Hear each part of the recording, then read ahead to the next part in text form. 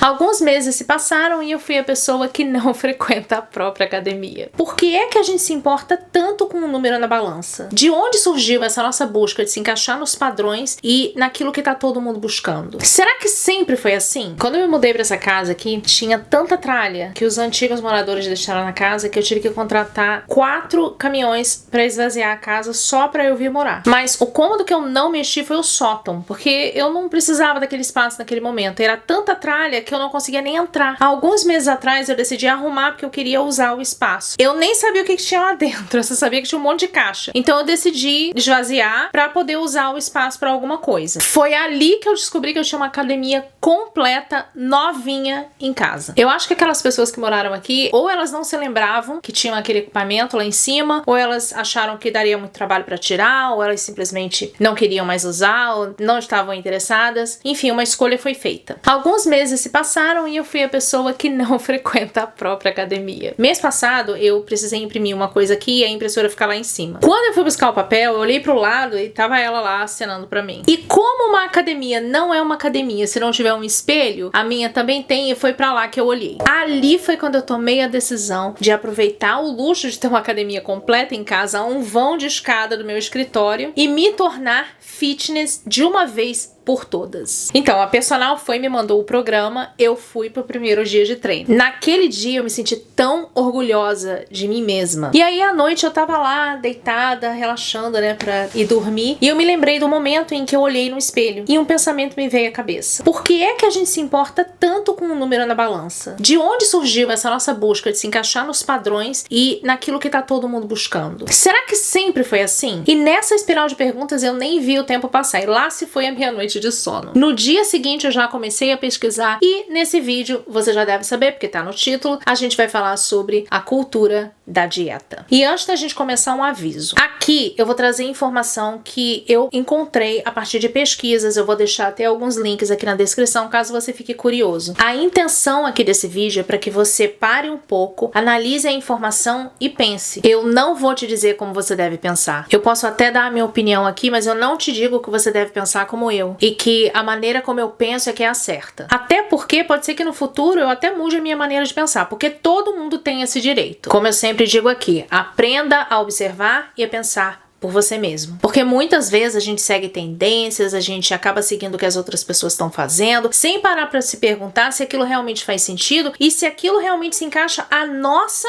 vida, a nossa realidade e o que a gente quer pra gente. E por isso que entender da onde as coisas vieram, como que as coisas foram evoluindo e se repetindo é tão importante. Enfim, se você tá pensando, mas o que começar a treinar tem a ver com a cultura da dieta? Para responder isso, primeiro a gente tem que entender muitas outras coisas e apertem os cintos lindinhos porque essa vai ser uma viagem. Eu sou a Cris Brasil e toda segunda e quinta eu vou me sentar aqui para conversar com você sobre algum tema que chamou a minha atenção durante a semana. Então o que você tem a fazer é colocar seus fones de ouvido e fazer suas coisas enquanto eu conto para você as coisas que eu aprendi sobre coisas que talvez você nem tivesse imaginado, mas que podem te ajudar a mudar a sua maneira de enxergar a realidade, melhorar a sua mentalidade para avançar na vida e de quebra se tornar uma pessoa muito mais interessante. Então se isso é algo que te interessa, te convido a se inscrever aqui no canal, ativa o sininho para não perder nada que eu posto aqui agora 2 vezes por semana, dá aquele like pro YouTube saber que você gosta do meu conteúdo para te oferecer mais dele e é isso, vamos seguir pro vídeo.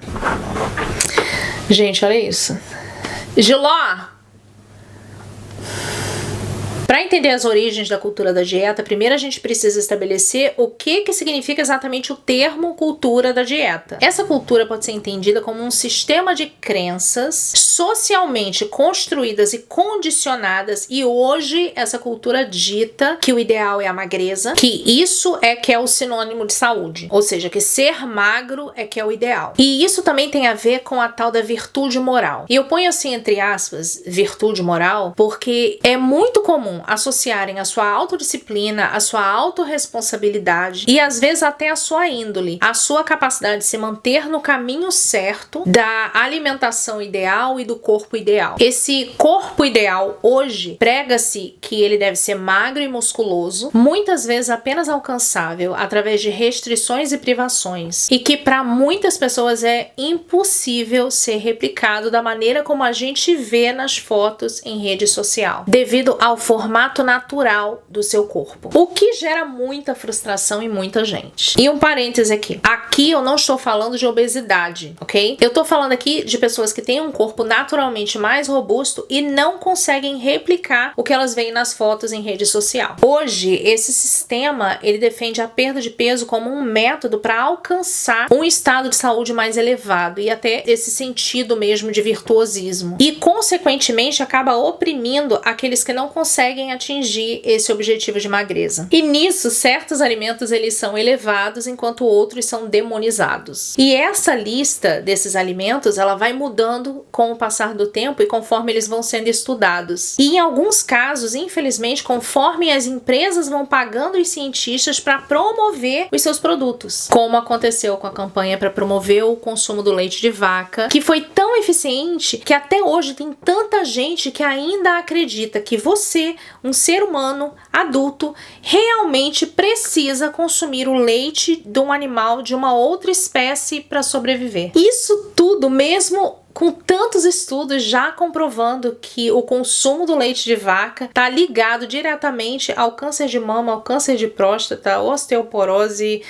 enfim. Agora que a gente já sabe o que é a cultura da dieta, vamos ver um pouco de história e um outro parêntese aqui. A minha intenção em trazer história aqui é porque quando a gente estuda história, a gente entende o que está passando agora, observa o que mudou e o que vem se repetindo e principalmente o que não funcionou e o que funcionou. Até para que a gente não fique insistindo naquilo que não deu certo, né? Então, onde começou a cultura da dieta? A palavra dieta em si, ela vem do grego e a princípio ela representava algo mais geral, representava um estilo de vida que incluía saúde física e mental em vez de simplesmente um regime para perda de peso. Então, quando a gente fala dieta hoje, a primeira coisa que a pessoa pensa é num regime para perda de peso ou em algo específico para tratar um problema de saúde. A gente não pensa como um estilo de vida, a gente não pensa nem em saúde mental. Mas ainda na Grécia Antiga já se começou a espalhar a ideia de usar a moderação e a regulação na ingestão de alimentos para alcançar a calma, que também representava um marcador de autocontrole, que inclusive era uma das virtudes mais elevadas ali daquela época. Os antigos gregos, eles admiravam o tal do corpo ideal, eles já tinham essa ideia do corpo ideal, só que o corpo ideal para eles era bem diferente do que é considerado o corpo ideal hoje. E esse corpo ideal, gente, ele vem mudando tanto, que quando eu vejo alguém falando, não, o corpo tem que ser assim, o corpo da mulher tem que ser assim, o corpo do homem tem que ser assim, pra mim não quer dizer nada. Pra você ter uma ideia, o ideal para eles naquela época era um corpo mais robusto, que é muito diferente do corpo magro que é o ideal hoje. Agora, quando eu tava fazendo essa pesquisa, eu encontrei em algumas fontes um termo que me chamou muita atenção. Você já ouviu falar da anorexia mirabilis? No site do Wikipedia, eles explicam bem assim, eu vou ler para vocês, vou colocar aqui na tela. Anorexia mirabilis literalmente significa ausência milagrosa de apetite. Refere-se quase exclusivamente a mulheres da Idade Média que se reduziam à inanição, às vezes até o limite da morte, em nome de Deus. Nos primeiros séculos depois de Cristo, muitos cristãos acreditavam que o corpo era o inimigo da alma, e por isso muitas das necessidades do corpo eram vistas como algo que você não deveria ter, você não deveria dar ouvidos, digamos assim, para essas necessidades. O Santo Antônio e o Santo Agostinho, por exemplo, eles lutavam com questões alimentares, muitas vezes até passando fome para sentirem que eles estavam mais perto de Deus. Inclusive, muitos estudiosos, eles falam, isso não sou eu que estou falando, somos todos adultos aqui, acho que vocês já entenderam isso. Eu estou falando aquilo que eu pesquisei. Não sou eu que tô falando, não é a minha opinião, não tô criticando. Voltando. Muitos estudiosos, eles acreditam que muitas das coisas que esses santos, né, que esses caras viam, eram alucinações porque eles estavam passando fome. Era por causa a tal da anorexia mirabilis. Então eles tinham alucinações, viam coisas e achavam que aquilo ali eram milagres, mensagens e tal, e na verdade eram alucinações porque eles estavam com fome. E no ano 600 depois de Cristo, o Papa Gregório, ele definiu a gula não só como o ato de você comer demais, mas também como comer de forma ansiosa. E comer entre as refeições. Eu vou pro inferno, né? E ele dizia que os comedores exigentes, o pessoal que, eu não como isso, eu não como aquilo e tal. Os comedores exigentes e os comedores gourmets também estavam cometendo esse pecado da gula. Vamos todos. Então, trazendo isso aqui pro presente, acredita-se que esse ato do jejum como algo de virtuosismo, eu não falo nem o jejum extremo, mas o jejum como algo de virtuosismo, que isso aí tenha sido a base para a cultura moderna de associar o virtuosismo e as escolhas alimentares e até uma certa moralidade dos alimentos. Então você tem aí os alimentos bons, ou seja, aqueles alimentos que são direcionados para você alimentar o seu corpo, e os alimentos maus que são só por gula mesmo, que são só aqueles alimentos que são gostosos, que são só para gerar prazer. E gente, essa ideia de você ser gordo, você estar acima do peso, como que você é uma pessoa que vale menos, ela persiste até hoje. E a gente vê muito isso quando os gurus do fitness, eles expressam tudo em termos quase que extremos e eles consideram bons ou maus, né, aquelas pessoas que são bons clientes ou maus clientes, com base na intensidade com a qual eles estão se dedicando em se exercitar ou em manter uma dieta restritiva. Isso sem se dar o trabalho de buscar entender o contexto e a história de vida de cada uma dessas pessoas. O primeiro livro de dieta. Apesar da revolução cultural que varreu o mundo na época de 1500 com o Renascimento, a ideia de obesidade e depravação, ela persistiu na sociedade, com a gula considerada pecaminosa, especialmente porque muitas pessoas não tinham o que comer. Claro que a exceção eram os próprios religiosos, né? Eles podiam comer à vontade, os reis podiam comer à vontade, enfim. Vamos ignorar essa parte. E uma curiosidade aqui, quando as mulheres dessa época da Renascença, elas queriam parecer mais magras, elas, assim como muitas pessoas ainda hoje, elas usavam espartilhos. E o louco aqui, gente, é que muitas mulheres chegaram a morrer porque os espartilhos, eles cortavam a pele delas e isso causava infecção. E nessa época, cara, você batia um mindinho lá na pedra e você pegava uma infecção e morria. As pessoas morriam assim. Elas caíam como moscas. E o caso do espartilho é interessante porque, além dele causar essas feridas e tal, eles também causavam problemas sérios nos órgãos internos dessas mulheres. Enquanto as mulheres de hoje usam essas famosas cintas modeladoras para parecerem mais magras, os espartilhos estão de volta. Para quem não sabe, a Kim Kardashian e várias outras celebridades, elas estão trazendo o espartilho de volta. Na verdade, ela já vem trazendo já tem algum tempo. E isso com o objetivo de treinar a cintura para a cintura ficar cada vez menor. Ou seja, parece que a gente não aprendeu ainda a lição. A gente tem informação, mas a gente meio que não usa. É assim, né? O primeiro livro de dieta, na real, foi publicado em 1558 e ele é impresso até hoje. O Luigi Cornaro, ele era um italiano que estava extremamente acima do peso e ele teve meio que uma chamada para a realidade quando ele tinha ali por volta de 40 anos. Cansado de estar acima do peso, de se sentir descontrolado e de não conseguir comparecer, se é que você me entende, ele se limitou a cerca de 340 gramas de comida e 400 ml de vinho por dia. E no seu livro The Art of Living Long, ele aconselha outros a fazerem a mesma coisa. O Cornaro viveu cerca de 100 anos e no final da vida ele só comia gema de ovo. Uma coisa que me chamou muita atenção quando eu tava fazendo essa pesquisa sobre o Cornaro é que dá pra fazer um vídeo só sobre esse cara. Porque embora ele tivesse muitas vezes o discurso muito alinhado ali com as coisas que a Igreja Católica tava falando na época, ele também disse coisas coisas que iam contra o que a igreja estava tentando colocar na cabeça das pessoas. E uma dessas coisas é que ele rejeitava a ideia de que você tem que sofrer se você quiser a salvação. Sabe aquela coisa dos humilhados serão exaltados? Ele não acreditava nisso. E eu acho que o que eu mais gostei que ele defendia, ele rejeitava a sabedoria convencional de que a velhice era um período de decadência e miséria. Então, ele rejeitava aquela ideia de que, você é velho, então você tem que sentir dor mesmo quando você tá velho. Velho é assim mesmo, quando você envelhece você começa a sentir dor, você já tem que parar de fazer as coisas, você não pode fazer as coisas que os jovens fazem. Você tem que fazer coisa de velho, ou seja, esperar pela morte. A gente bem que podia se inspirar nele, né, gente? Depois dele, vários outros vídeos relacionados à dieta foram publicados ali entre 1500 e 1700. Portanto, esse livro do Cornaro, ele meio que abriu o caminho para vários outros livros que determinaram como seria a cultura da dieta aí do século XIX e para o surgimento da tal da cultura alimentar moderna.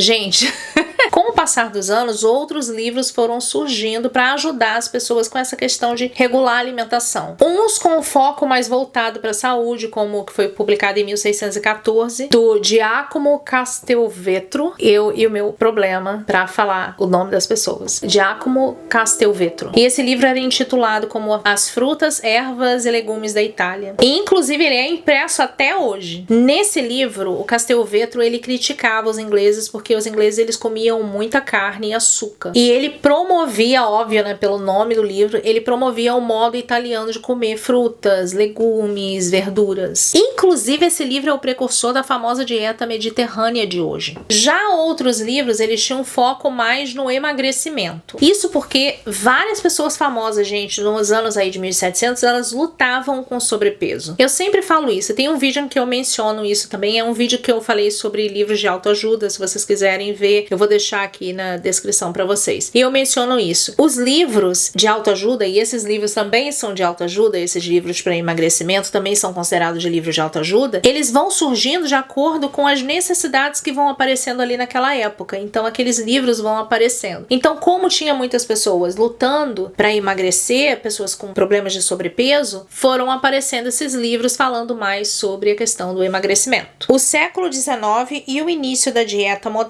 Em meados de 1800, o ideal de beleza, tanto feminino quanto masculino, era sutil e romântico. Quando eu li isso, eu fiquei assim, gente, ok, sutil, até entendo, romântico. Enfim, foi isso que eles disseram. A má notícia para as pessoas com sobrepeso é que surgiram roupas que seriam as roupas adequadas para as pessoas de cada gênero. Então, começou aquela ideia de que, ok, você tem que se vestir assim. Ou seja, você tem que se encaixar àqueles padrões ali. De 1850 a 1920, os vestidos femininos exigiam que a mulher tivesse ali, claro que a mulher, né? Se o vestido é feminino, vai ser pra mulher, não vai ser pro homem. Eu não julgo, você veste se você quiser. Mas voltando. Os vestidos dessa época exigiam que você tivesse aquela cintura bem fininha. E aí lascou o pessoal que não tava com a cintura fininha. Roupas justas e um corpo esguio como ideal significava que as pessoas que estavam acima do peso novamente seriam ridicularizadas. Um livro, em 1881, chegou a aconselhar os governos a prender as pessoas gordas. Gordas, né? Eu falo assim entre aspas. Porque eu considero chamar uma pessoa de gorda algo que realmente não é legal. Então, não seja aquela pessoa escrota que chama outra pessoa de gorda porque essa pessoa tá acima do peso que hoje,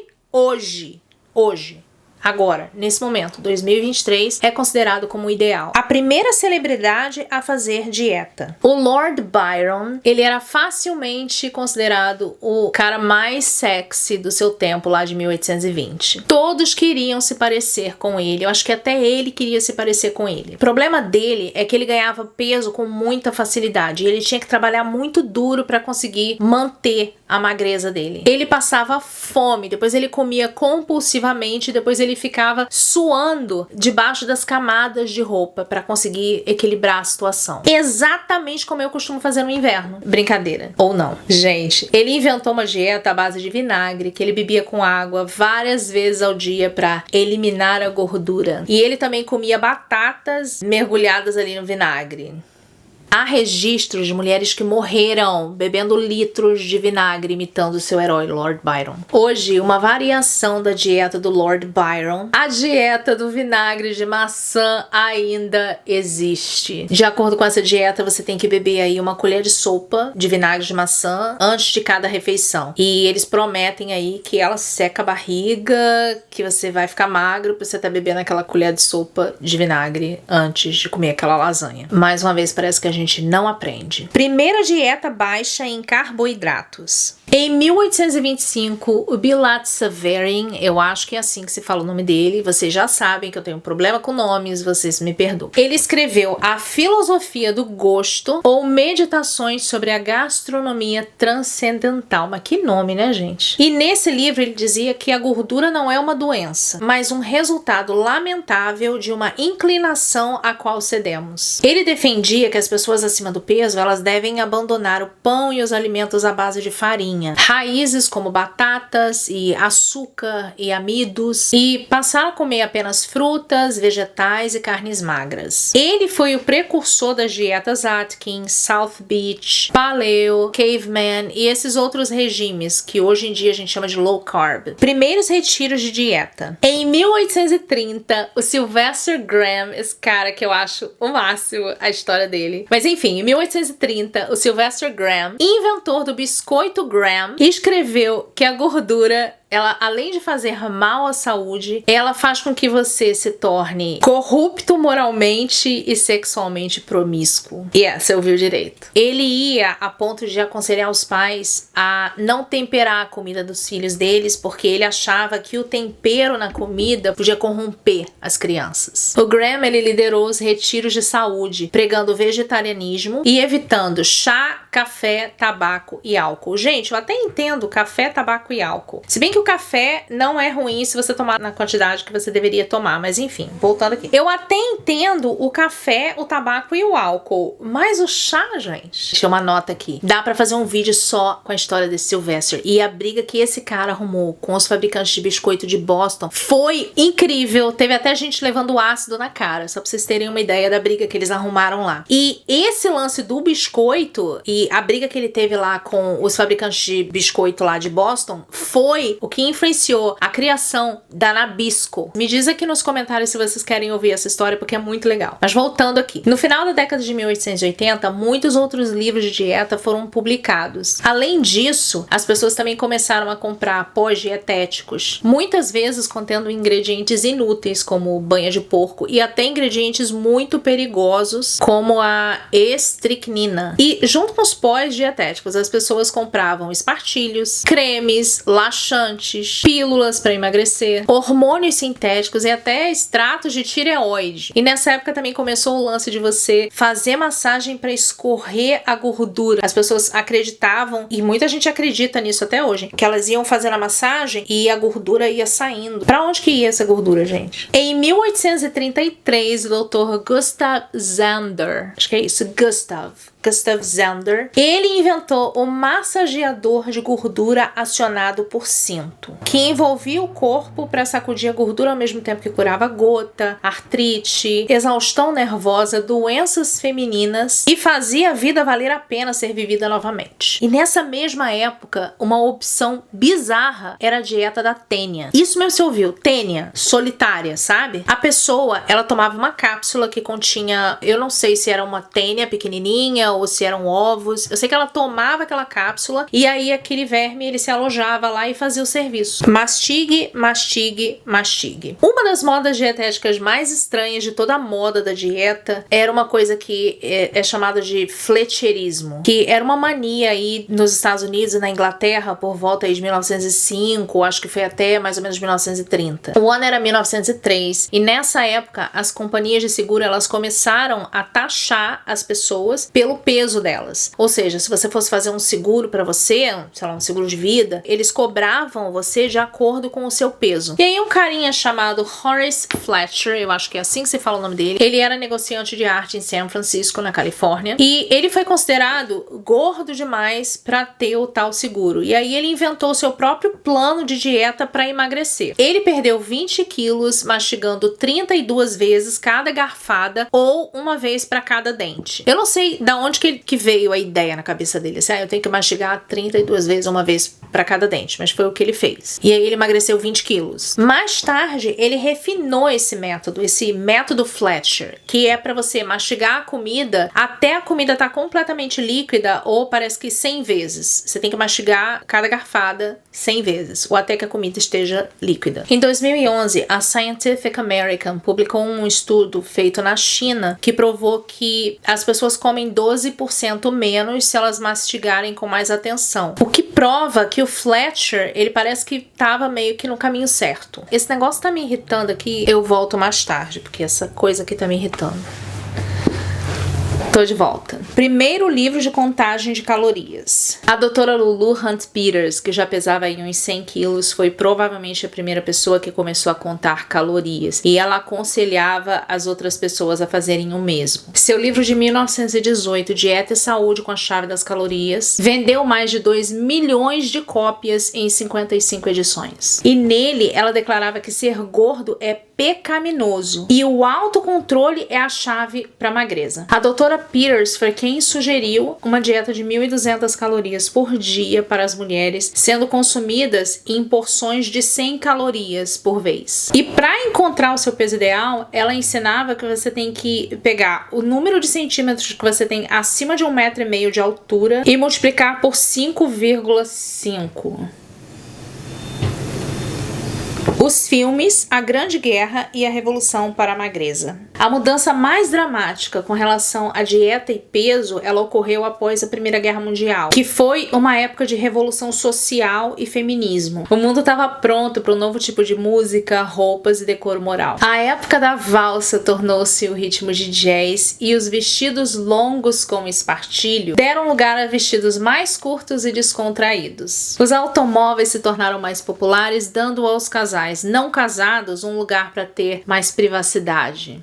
Entendeu? Os tecidos para os vestidos, eles se tornaram mais sedosos e aí era preciso usá-los sem aquelas roupas íntimas muito rígidas, o que tornava mais difícil esconder as gordurinhas. A figura ideal para a mulher era quase infantil. Ela era mais reta e esbelta e para finalizar esse look mais andrógeno, você tinha que cortar o cabelo bem curtinho. A aparência mais enxuta e mais reta estava em alta e as curvas elas estavam de fora. De repente, os americanos estavam comprando aí as suas primeiras balanças de banheiro, bem como vitaminas, massagens, banhos de suor, gomas de mascar e ainda as pílulas com medicamentos dietéticos. Revistas que atingiam grande audiência eram cobertas de anúncios daquelas coisas, daquelas soluções milagrosas para você perder peso rápido. A maioria delas, como o uso de sabonete, escova corporal e correntes elétricas, não funcionavam e não deveriam ser permitidos no mercado hoje. Porém, a gente ainda vê essa porcaria sendo vendida até hoje. E tem muita gente que ainda acredita nisso. Algumas pílulas e medicamentos patenteados eram realmente perigosos e eles continham coisas como iodo, arsênico e até outros venenos. Centenas de milhares de comprimidos feitos de dinitrofenol foram vendidos durante essa época. O dinitrofenol, ele acelerava a taxa metabólica das pessoas e realmente ajudava a emagrecer. Mas muitas pessoas que o experimentaram morreram ou ficaram cegas. Mais tarde, ele foi banido como um poderoso agente cancerígeno. Quando os soldados americanos regressaram dos campos de batalha da Europa, eles trouxeram consigo os cigarros embalados. Você já não precisava mais enrolar o cigarro. E o que antes era um hábito masculino feito em salas especiais para fumantes e vagões de trem, agora estava sendo adotado pelas mulheres. Tornou-se moda que as flappers carregassem os seus cigarros em estojos que pareciam caixinhas de joias e aquelas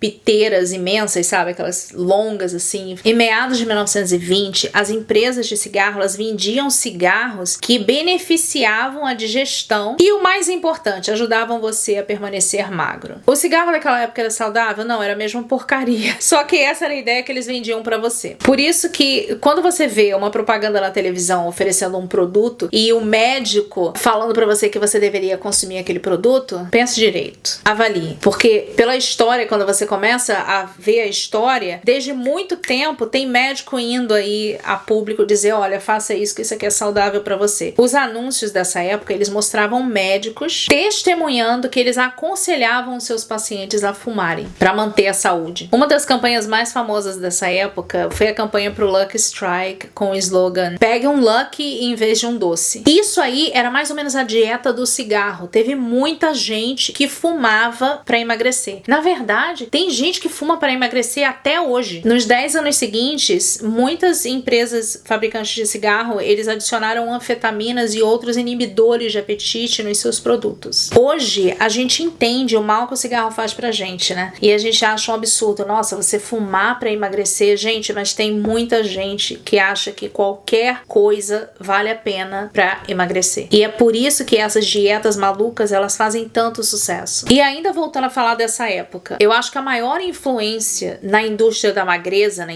nessa indústria, foi a indústria cinematográfica. E isso é uma coisa que a gente vê até hoje, né? Mas como eu tô falando aqui do passado, deixa eu voltar aqui e falar do passado, depois a gente vai falar do presente. Filmes mudos estrelados pela Greta Garbo, Clara Bow e o Rudolph Valentino chegaram mostrando como a pessoa pode ser bonita, magra e glamurosa com a roupa e a maquiagem certa. E à medida que a magreza se tornou o ideal, também se tornou aceitável falar todo tipo de coisas horríveis para as pessoas que não se encaixam naquele ideal. Mas a gente vai falar um pouco sobre isso um pouco adiante. Terminada a guerra, mais uma vez a moda mudou. E dessa vez o corpo ideal era em formato de ampuleta, com aquela cintura bem fininha. Ou seja, a cintura fininha voltou. A Marilyn Monroe e outras estrelas também de cinema e muito populares, elas tinham os seios grandes, a cintura bem fina e os quadris também avantajados. Gente, a cintura da Liz Taylor, ela tinha um pouquinho mais de 45 centímetros. As mulheres nessa época ainda usavam as cintas, aqueles sutiãs projetados para serem presos pela cintura. E uma vez que a dieta mais uma vez voltou à moda, né, para você se encaixar naquele corpo, mais uma vez também se tornou aceitável ser escroto com quem não tava ali de acordo com o que era para ser. Um anúncio do biscoito Rye Crisp, por exemplo, ele trazia no slogan: "Ninguém ama uma garota gorda". E nessa época, a pressão para se permanecer magro e musculoso também caía aí para os homens. O livro do Elmore Wheeler, que foi publicado aí em série de jornais na década de 50, que até era intitulado O Novo Livro do Garoto Gordo, vendeu 112 mil cópias. E aí, em meados de 1950, os anúncios dessas curas dietéticas milagrosas começaram a ser anunciados na televisão. E surgiram também aqueles programas diários de televisão que eles traziam lá os especialistas fitness, e aí o cara chegava lá e malhava com você. Uma outra coisa que surgiu nessa época foram aqueles shakes que substituem a refeição. Na verdade, esses shakes são consumidos até hoje, né, gente? Então, a crença que rolava aí na comunidade médica dessa época lá de 1950 era que a dieta rica em gordura causava doenças cardíacas. E aí, como sempre, o mercado responde a isso, e nesse caso o mercado respondeu com muitos produtos de baixa gordura. E aí você tem lá o queijo cottage, leite com baixa gordura, creme de leite com baixa gordura e outros alimentos processados. E é claro que eles enfiaram açúcar em tudo, né? No início da década de 50, o Centro de Controle de Doenças dos Estados Unidos começou a manter os registros de obesidade ali pela primeira vez, né? Se começou, então, primeira vez começou. Enfim, começou. De 1950 a 1960, 33% dos adultos estavam acima do peso e outros 10% estavam clinicamente obesos. A moda na década de 60 exigia um corpo mais juvenil, esguio e andrógeno. E você vê que varia, né? Então antes você tinha um corpo com a cintura fina, ampuleta. Aí depois depois foi um corpo reto, aí depois voltou meio que estilo ampuleta, aí agora voltou pro corpo reto. O povo não decide. O vestido típico dessa época era como algo feito para uma menina. Era curto, de cores mais vivas e cortado em A. Ele não marcava o corpo. E nessa época, a dieta era basicamente cortar calorias e cortar doces e cortar alimentos gordurosos. Porque lembra, a medicina naquela época considerava a gordura como um inimigo, então o pessoal cortou gordura. Os supermercados começaram a oferecer alimentos dietéticos, como pão de baixa caloria, molhos para salada, aquelas sobremesas de gelatina e centenas de outros produtos de baixa caloria que continham aqueles adoçantes artificiais. A Coca-Cola lançou o refrigerante Tab em 1963 para aqueles que queriam manter o controle do peso. Em 1980, 30 milhões de pessoas consumiam aqueles adoçantes artificiais. Um mercado de mais de 2 milhões de dólares. Nessa época, era tanta dieta milagrosa que aparecia cada dia que ficava difícil de você se manter atualizado. Que é mais ou menos o que acontece hoje também, né? E essas pessoas que faziam essas dietas, elas também recebiam ajuda da comunidade médica através dessas pílulas dietéticas por prescrição médica, que continham anfetaminas e dinitrofenol para aumentar a taxa metabólica. Esses medicamentos, eles eram amplamente prescritos para depressão. E nessa época, eles eram realmente muito utilizados. Gente, em 1970, 8% de todas as prescrições que eram feitas eram de anfetaminas. E muitas delas vendidas por médicos dietéticos, em clínicas dietéticas. Basicamente, eles passaram de sugerir cigarros para controle do apetite a tomar anfetaminas. Em 1962, uma dona de casa do Queens chamada Jean Nidetch, eu acho que é assim que se fala o nome dela, ela formou um grupo semanal com amigos para ajudar uns aos outros a emagrecer. O grupo, ele utilizava uma dieta que era desenvolvida para pacientes cardíacos. Em um ano, os vigilantes do peso se tornaram públicos e 400 pessoas ficaram na fila para aderir. Hoje a organização tem mais de 1,5 milhão de membros e 25 mil funcionários. Entre 1970 e 1979, a percentagem de adultos com excesso de peso permaneceu a mesma coisa, ali em cerca de 35%. Mas a percentagem de adultos obesos subiu de 11% para 17%. O que significa que pela primeira vez a maioria dos americanos era demasiado gorda. Apesar de todos os livros de dieta, produtos para perda de peso, pílulas, equipamentos e alimentos de baixa caloria à disposição de todo mundo. Então, por aí você vê que a resposta não está realmente em dietas, em equipamentos, em pílulas, em tudo isso. A moda feminina e até a masculina da época de 1970 exigia um corpo esguio, de quadris pequenos, para usar calças justas de cores vivas, que se transformavam em,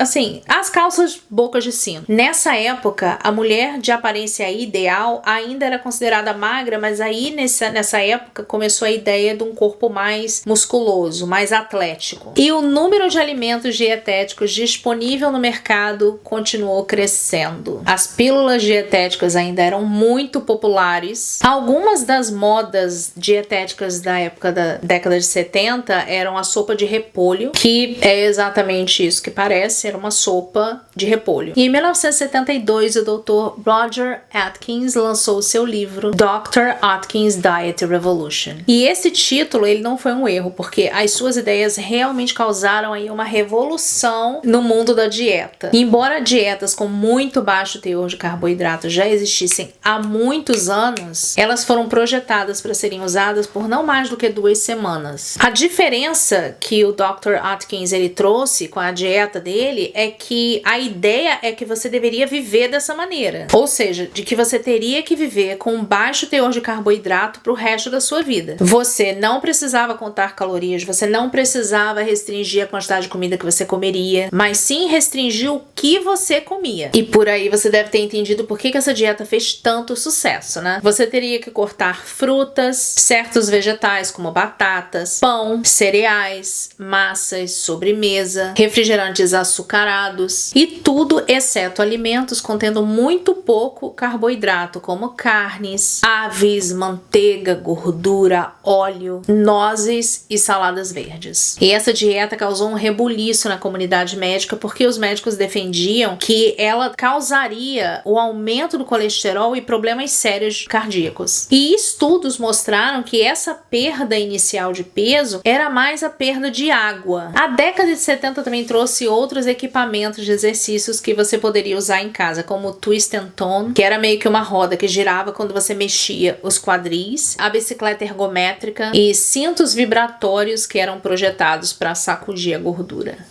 A gente viu isso antes, né? E também, eu adoro essa aqui. Também você podia comprar uma roupa de sauna, que era pra suar a gordura, porque eles realmente acreditavam que você suando a gordura ia sair também. E isso também tem hoje. Gente, em 1974, a Associação Americana de Psiquiatria reconheceu a bulimia e a anorexia como doenças da infância e da adolescência. Você tá entendendo como as coisas foram caminhando? Então, agora a coisa começa a ficar séria. Por volta de 1980, a percentagem de adultos obesos começou a disparar, subindo de 17% em 1980 a 35% em 1989. Algumas evidências comprovam que o hábito de fazer dieta em si já pode causar o excesso de peso. E a gente vê, gente, não tem um gordinho que nunca fez dieta. Cara, você vê um gordinho, você vê uma pessoa que tá muito acima do peso, que tá acima do peso, você pode ter certeza que aquela pessoa conhece tudo de dieta. Já foi comprovado que a grande maioria das pessoas recupera todo o peso perdido na dieta e elas ganham ainda mais depois. A moda de 1980 era desgrenhada e agitada, com ombros largos para combinar com aquele grande cabelo de spray que também estava na moda. E o ícone da época era a princesa Diana da Inglaterra, que era uma mulher magra, alta e que sofria de bulimia. E como resultado da mania do fitness, as roupas de ginástica que antes eram usadas só nas academias e em casa até, elas foram para as ruas, elas se tornaram moda de rua. As pessoas começaram a usar roupas de ginástica na rua. Foi nessa época que os americanos, principalmente os baby boomers, que era o pessoal que nessa época estava na meia idade, eles começaram a recorrer ao exercício físico para manter a boa forma e para a saúde. A atriz vencedora de Oscars, a Jane Fonda, ela lançou o seu livro Jane Fonda's Workout, que se tornou um best-seller imediato. Ela surfou essa onda, né? Ela produziu aí uns 22 CDs em que ela te ajudava a malhar com ela. Então você malhava com ela. Eles venderam mais de 17 milhões de cópias. E o seu conselho era, pega essa, vê se você reconhece, malhar até sentir queimar. Em 1984 foi declarado que a gordura faz mal às pessoas, que os caras já estavam falando lá atrás, né? E aí a indústria, surfando essa onda também, lançou muitos outros produtos de baixa gordura para estarem ali lado a lado com os produtos de baixa caloria. Então isso virou a moda no supermercado. Só que muitos desses produtos que tinham baixa gordura, eles tinham muitos amidos e açúcares para substituir essa gordura. O que significava que eles tinham menos calorias, só que eles tinham mais carboidratos. E muitas celebridades dessa época, elas investiam nessa dieta de baixa gordura e alto carboidrato. Talvez o momento mais dramático dessa época em termos de dieta tenha ocorrido em 15 de novembro de 1988, quando a Oprah puxou uma carroça cheia com 30 quilos de gordura. Ela tinha um programa lá de TV, então ela levou esse carrinho lá com 30 quilos de gordura e ela foi andando pelo palco com aquele carrinho, com 30 quilos de gordura para mostrar o peso que ela tinha perdido, porque ela fez um jejum de líquido de proteína líquida. Nessa época, depois que ela perdeu o peso, ela estava usando um jeans tamanho 10, que é o equivalente ao tamanho 44 no Brasil. Só que esse jeans já não servia na semana seguinte, quando ela voltou a comer comida de verdade. Ou seja, ela já voltou a ganhar todo aquele peso. Na década de 1990, as tatuagens e pinturas corporais entraram na moda. As roupas eram mais casuais e roupas de ginástica, aquela meia calça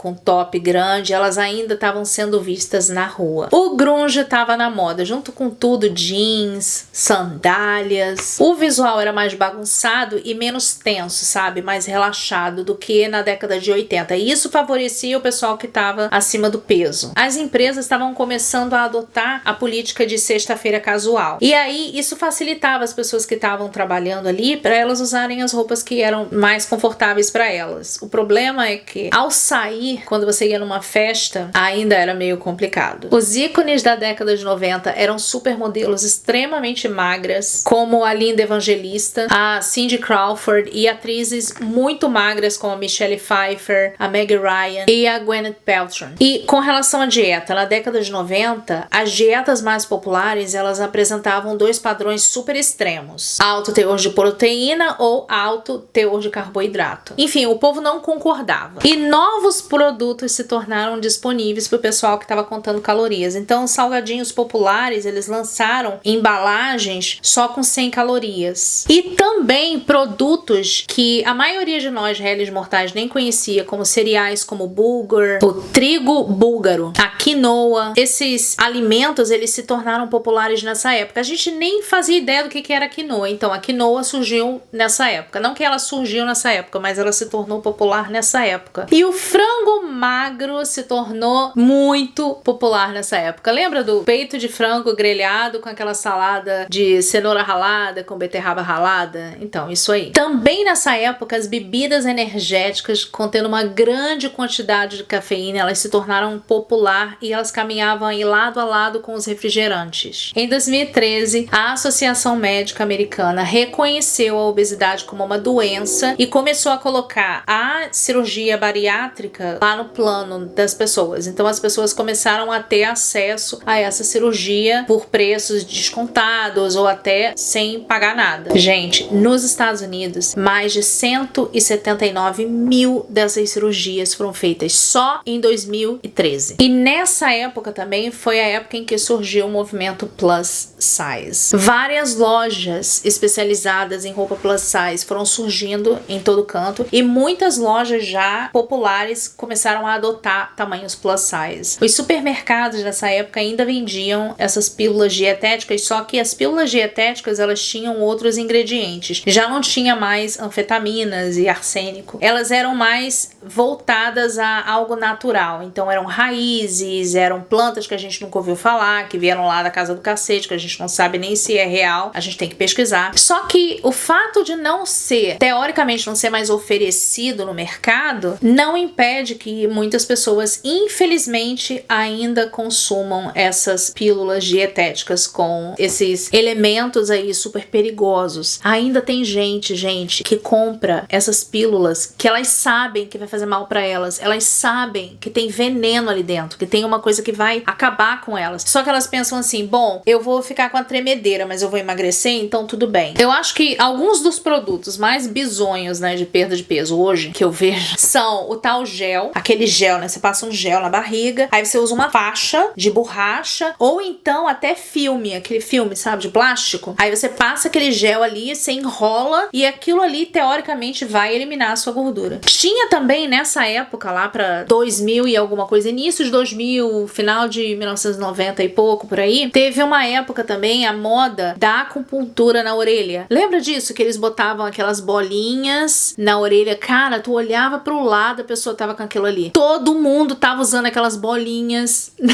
na orelha pra poder emagrecer. A pessoa tava lá com uma lata de Coca-Cola, com x-tudo na outra mão, e tava com aquelas bolinhas ali, achando que ela ia realmente emagrecer. E hoje a gente tem o chá de hibisco, né, gente? Cara, se você vai no YouTube, você vem no YouTube, né? Você tá no YouTube. Se você buscar chá seca barriga, pronto. E uma nota aqui. Eu não tô dizendo que essas coisas não existiam. Se você viu esse vídeo aí desde o início, tá vendo que as coisas vão se repetindo. Os gels, os chazinhos, as coisas milagrosas, isso tudo ele vai se repetindo. E as pessoas, cara, não funcionou lá atrás. Ela acha que vai funcionar aqui. Eu acho que esse foi o maior motivo pra eu querer começar a falar mais de história. É realmente pra gente ver o que tem funcionado, pra gente ver, ok, tá funcionando, a gente vai fazer. Não tá funcionando, cara, não funcionou lá, não vai funcionar aqui. Muda a estratégia. Aí na década de 2000, vamos vir aqui pra década de 2000, foi nessa década que o mundo da dieta ele entrou entrou no mundo digital, porque você tem a internet, você começa a ter os aplicativos de celular facilitando para você. Então foi quando começaram a lançar esses aplicativos de celular para te ajudar a contar as suas calorias, para te ajudar a ver o quanto de micro e macro, essas coisas. Na época não tinha muito essa ideia assim,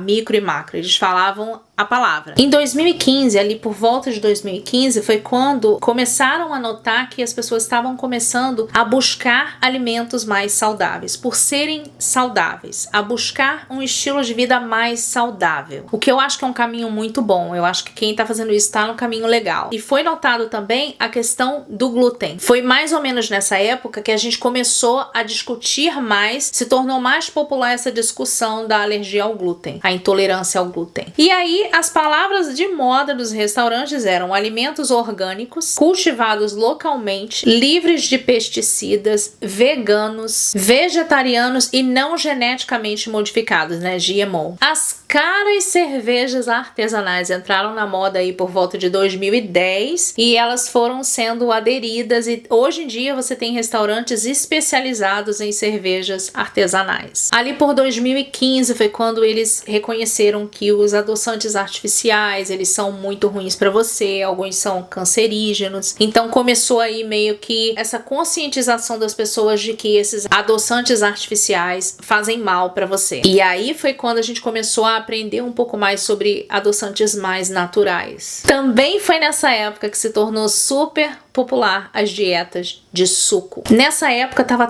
todo mundo tomando suco para desintoxicar. Avançando para 2023. Ouvimos falar, lemos, estudamos, ouvimos a respeito, tentamos e provavelmente falhamos com a dieta do repolho, a dieta da toranja, o jejum intermitente, a dieta de um dia, Dr. Atkins, a dieta da Força Aérea Russa, Paleo, Caveman, e todas essas dietas que prometem aí milagres e de perda de peso rápido, enfim. O que a gente percebe é que todas essas dietas da moda, elas demonstram alguma forma de privação e a demonização de algum tipo de alimento. E eu acho que por isso que ganhou muita força, tem ganhado muita força essa ideia do intuitive eating, que é você prestar mais atenção no seu corpo, nas respostas do seu corpo, ouvir o seu corpo para a quantidade de comida que você vai consumir, para o horário que você vai consumir, enfim.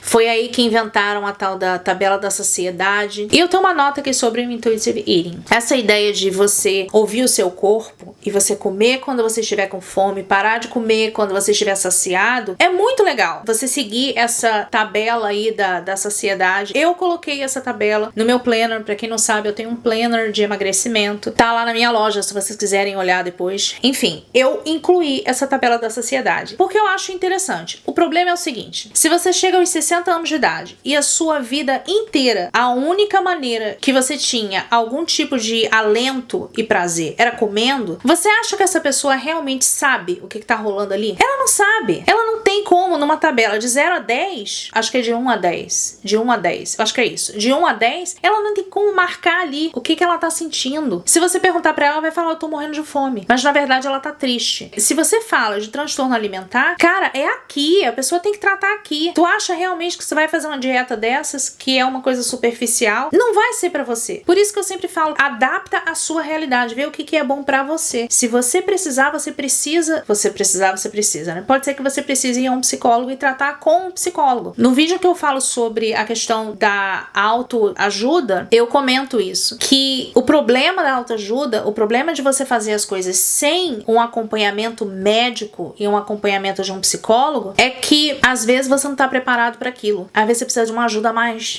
Então você só contratar lá um coach de emagrecimento que vai chegar para você e vai falar assim, olha, segue a tabela da saciedade. Comece a comer quando você estiver começando a ficar com fome. Pare de comer quando você estiver saciado. Se a pessoa tá comendo porque ela tá triste, ela vai continuar comendo, porque ela não tá saciada. Mas enfim, essas pessoas que defendem isso, que basta você seguir a tabela da saciedade, que basta você começar a comer quando você tá começar com fome e parar de comer quando você tá saciado, elas ignoram completamente o fato de que as pessoas que estão sofrendo de sobrepeso, elas não estão nessa situação por falta de informação, porque todas elas, você pode ter certeza, quem tá com sobrepeso já fez 300 dietas, já leu um monte de livros, sabe mais de nutrição do que você que tá falando. Não é por falta de força de vontade, não é por falta de autodisciplina, não é por falta de autorresponsabilidade ou porque elas não se importam. Enfim, voltando aqui. Aqui nos Estados Unidos, o que tem rolado e que parece que é o futuro das dietas é o que eles chamam de nutrigenômica, que é basicamente isso. Eles começam a estudar o teu DNA e as características suas, do seu corpo. E ali eles fazem a sua dieta, de acordo com o seu DNA, de acordo com as suas informações genéticas. Agora já é possível você comprar um kit e aí você vai dar uma amostra lá do seu DNA e através do seu DNA é que eles vão fazer a dieta própria para você. Dietas que são parecidas com isso são a dieta do tipo sanguíneo, do tipo corporal e do tipo metabólico. E se você for ver, isso aí é muito antigo. A Ayurveda já tá fazendo isso, ó, há muito tempo. Eu acho que o interessante disso é que a abordagem agora é mais pro individual. Não tá mais colocando todo mundo na mesma caixa. Conclusão aqui. Só os americanos gastam mais de 61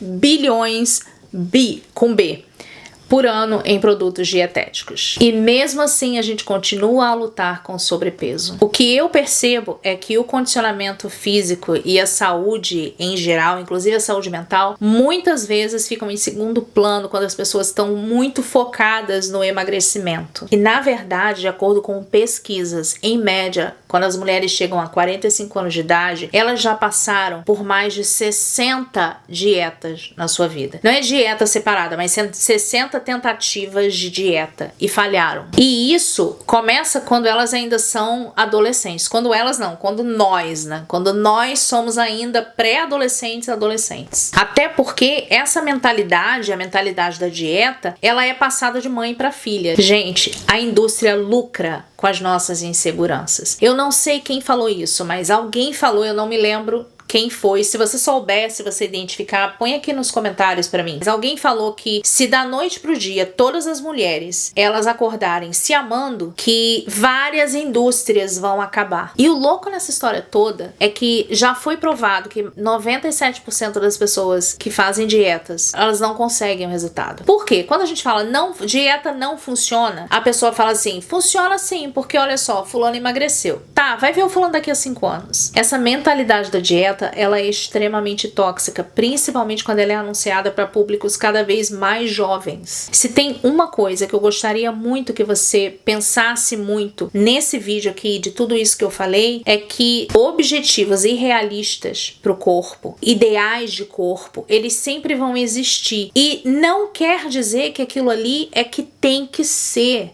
Aquilo ali é o que as pessoas acham naquele momento ali da história que é o legal. Daqui a 10 anos vai ser uma coisa diferente. Então não vale a pena você sacrificar a sua saúde física e mental para tentar se encaixar no que estão dizendo que você tem que ser. Você pode ser bonito do jeito que você é, ou você pode ser bonito de algum outro jeito. Você não precisa se encaixar no que eles estão dizendo pra você, que você tem que ser pra você ser bonito. Você pode ser bonito sendo de outro jeito. Existem várias outras maneiras de ser bonito. Você não precisa ser tudo igual. A gente não precisa ser tudo igual. Então, o que você aprendeu hoje? Me conta aqui nos comentários o que você achou desse vídeo, o que você acha desse tema. Se tem alguma coisa que você gostaria de compartilhar com a gente, alguma história. Me conta também o que você gostaria que eu falasse nos próximos vídeos. Muito obrigada pelo carinho. E por hoje é isso.